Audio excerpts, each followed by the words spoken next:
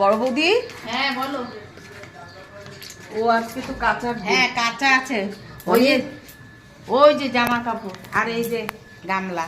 বাপরে বাপ, জানো কাঁচার দাম বেড়ে গেছে।